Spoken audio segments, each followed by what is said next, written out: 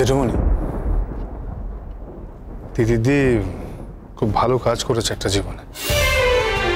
তাছাড়া ওর হাজবেন্ড কিছুদিন আগে গত হয়েছে, সেটা অত্যন্ত দুঃখের।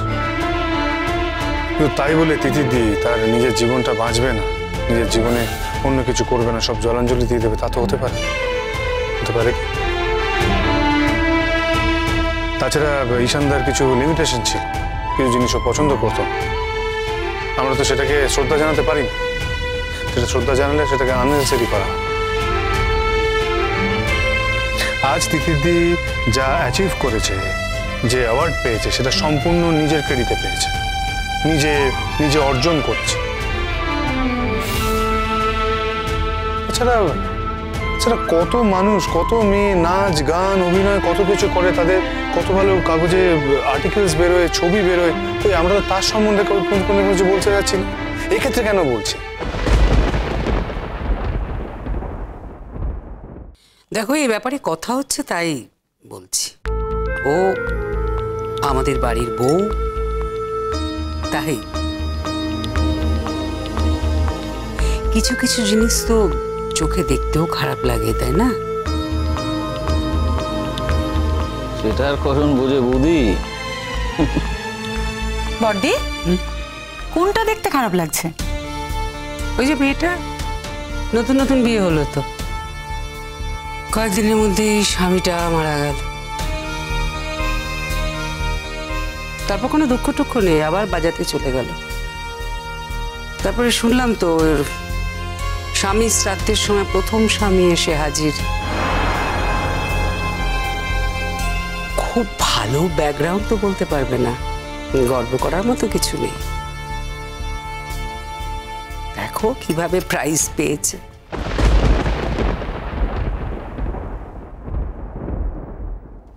আপনি কি বলতে চাইছেন জেঠিমণি?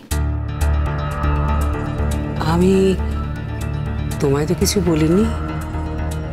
আপনি আমার দিদিকে বলছেন, তার মানে আমাকেই বলছেন। আপনি আমাকে কিছু বলছেন না, এটা আমি কিছুতেই মানব না। আপনি নিশ্চয়ই আমাকেই বলছেন, আর আপনি যেটা ইঙ্গিত করতে চাইছেন সেটা প্রত্যাহার করুন। আর হ্যাঁ, আর কোনোদিনও আমার দিদির সম্পর্কে এই ধরনের কথা বলবেন না। জেঠিমণি, তুমি কথা বলতে বলতে কথাটাকে এমন জায়গায় নিয়ে যাও, তুমি নিজেই বুঝতে পারো না যে তুমি কি বলছো, কোন জায়গায় নিয়ে যাচ্ছ কথাটাকে। আচ্ছা, নাকি ইচ্ছে করে বোঝো না? হ্যাঁ, তাই কি? কি গো, তুমি সব শুনছো তাও চুপ করে আছো? এইভাবে শঙ্খ আমাকে অপমান করছে, শঙ্কর বউ আমাকে অপমান করছে, তুমি চুপ করে আছো।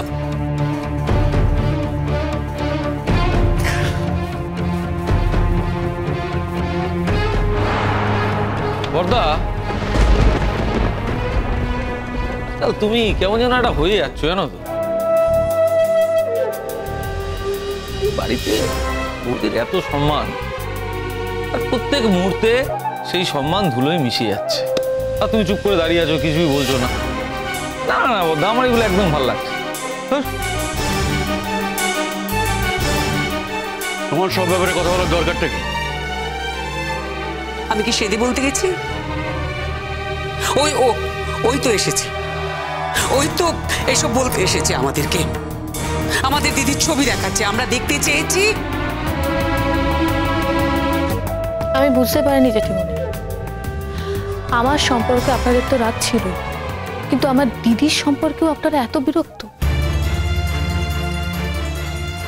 আমার দিদির সম্পর্কেও আপনাদের এত মন্তব্য আমি সত্যিই বুঝতে পারিনি। বাড়িতে একটা ভালো খবর এসেছে, একটা আনন্দের খবর এসেছে, আমি শুধুমাত্র সেটা আপনাদের সঙ্গে শেয়ার করতে চেয়েছি, যেটা বরাবরই করি। আপনাদের সেটা ভালো লাগেনি, ঠিক আছে, আপনারা সেটা বুঝতে পারেননি, সেটা আমারই দুর্ভাগ্য। তাই বলে আমার দিদির সম্পর্কে অপমানজনক কথা বলার তো কোনো মানে হয় না। এই খবরটা আপনাদের কাছে আনন্দের না হলেও আমার কাছে খুব আনন্দের। আমি সেই জন্য এই খবরটা আপনাদের সঙ্গে শেয়ার করতে চেয়েছি।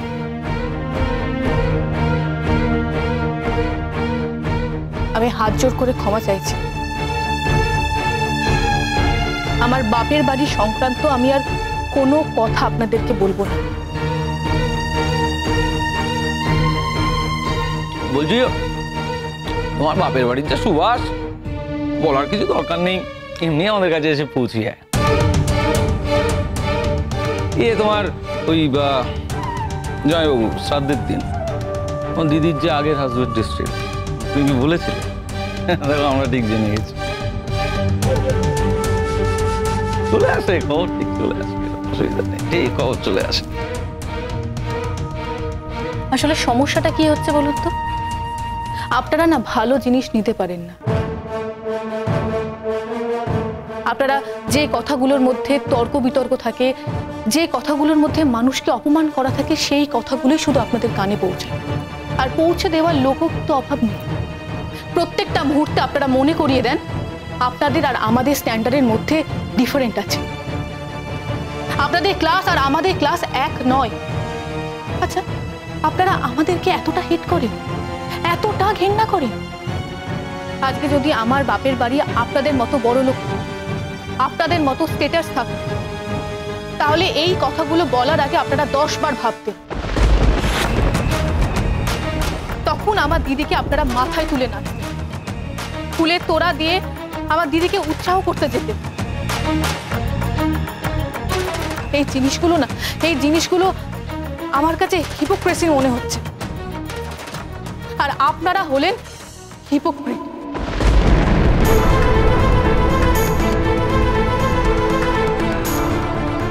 আমার আর কিচ্ছু বলার নেই।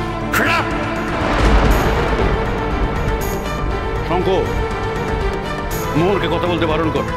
কথা বলতে বলতে ক্রমশ বেড়ে যাচ্ছে। জেঠুমনি, তোমাকে তো বলছে না। আরে আমাকে বলুক, আমার স্ত্রীকে বলুক, আমার ভাইকে বলুক, একই ব্যাপার হলো। তো কাউকে এই সমস্ত কথাবার্তা বলতে পারে না। হিপোক্রেসি বলছে। কি হিপোক্রেসি করা হয়েছে ওর সঙ্গে? হিপোক্রেট কথাটার মানে জানে ও? নিশ্চয়ই জানি জেঠুমনি, আর জানি বলেই আমি উদাহরণটা দিয়েছি, তারপর কথাটা বলেছি। আসলে কি বলো তো মোহর, সত্যি কথা না অনেকে সহ্য হয় না। এই দেখো না, আমরা তো কোনোদিন কোনো সত্যি কথা কারোর মুখের ওপর বলতেই পারিনি। আর বলতে পারিনি বলে কি হয়েছে, ভিতরে ভিতরে আমরা জ্বলে পুড়ে শেষ হয়ে গেছি। তোমাকে আমার এই জন্য না খুব ভালো লাগে। তোমার মনে যা কথা থাকে তুমি সব কথা সবার মুখের উপরে বলে দাও। মোহর, তুমি সারা জীবন না ঠিক এই রকমই থেকো, যাতে সত্যিকারের যারা হিপোক্রেট তারা বাইরে বেরিয়ে আসতে পারে। আর তোমার পিছনে লাগার সাহস যাতে তারা কোনোদিন না পায়। মোহর, আমি তোমাকে আরো একটা কথা বলি। তোমার বাপের বাড়ির ভালো মন্দ কোনো কিছু, কোনো কথাই তুমি এরপর আর কোনোদিনও এই বাড়ির কারোর সঙ্গে শেয়ার করতে চেও না। কারণ এরা তোমাকে, আর শুধু তোমাকে কেন, এ বাড়ির বউদের এরা কোনোদিনও আপন করে নেয় না মোহর। আজ অব্দি আমাকেই আপন করে নিতে পারেনি, আমি এদের কারোর আপন হয়ে উঠতে পারিনি মোহর। আর ছোট মার কথা ছেড়েই দাও। তার স্বামী তো তাকে কোনো দাম দেয় না, অন্যরা তাকে কি দাম দেবে বলো?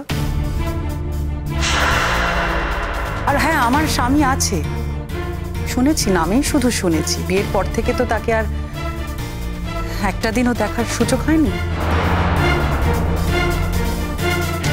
আমি বলছি মোহর, তুমি আমাদের সবার মধ্যে সবথেকে বেশি লাকি, কারণ শঙ্খ তোমাকে মাথায় তুলে রাখে। তাই তোমার যা কিছু শেয়ার করার সব সময় সবকিছু শেয়ার শুধুমাত্র শঙ্খর সাথেই করো মোহর। আর সব কথা সবার সঙ্গে শেয়ার করতে হবে তারও তো কোনো মানে নেই। তুমি ভালো মনে শেয়ার করেছো মোহর, কিন্তু সবাই যে সেটা ভালো মনে নেবে তা নাও হতে পারে। ভুল আমারই হয়েছে বৌদি ভাই, আর কখনো কিছু বলতে আসবো না। এরকম কথা উঠে আসবে জানলে আমি সত্যি কিচ্ছু বলতাম না।